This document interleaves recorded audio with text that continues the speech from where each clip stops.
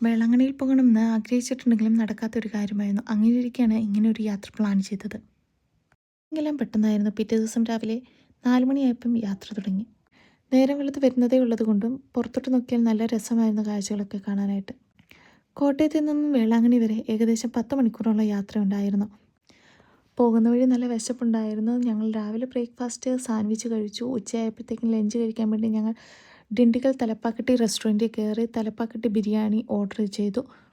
ഡിണ്ടിഗൽ ബിരിയാണി കഴിക്കണമെന്ന് ആഗ്രഹിച്ചിട്ടുണ്ടെങ്കിൽ ഇതുവരെ അത് കഴിക്കാൻ സാധിച്ചിട്ടില്ലായിരുന്നു. അതിൻ്റെ ടേസ്റ്റും അത്യാവശ്യം കൊള്ളാം, നല്ല ടേസ്റ്റ് ഉണ്ടായിരുന്നു. അങ്ങനെ ഞങ്ങൾ വൈകിട്ട് 6 മണിയൊക്കെ ആയപ്പോൾ വേളാങ്കണ്ണി എത്തി. നേരെ റൂമെടുത്ത് ഒന്ന് ഫ്രഷായി തിരിച്ച് പള്ളിയിലേക്ക് വന്നു. കുർബാന കാണണമെന്ന് വിചാരിച്ചാണ് വന്നതെങ്കിലും ആ സമയത്ത് കുർബാന ഇല്ലായിരുന്നു. പിറ്റേ ദിവസം രാവിലെ 9 മണിക്കായിരുന്നു കുർബാന. അങ്ങനെ 9 മണിക്കത്തെ കുർബാനയ്ക്ക് വേണ്ടി ഞങ്ങൾ പള്ളിയിലേക്ക് വന്നു. മലയാളം കുർബാനയായിരുന്നു. അതെല്ലാം കൂടി ഇറങ്ങി. ഇതിനുള്ളിലുള്ള എല്ലാ പള്ളികളിലും ഒരേ സമയം പല ലാംഗ്വേജുകളിലായിട്ട് കുർബാന നടക്കുന്നുണ്ടായിരുന്നു.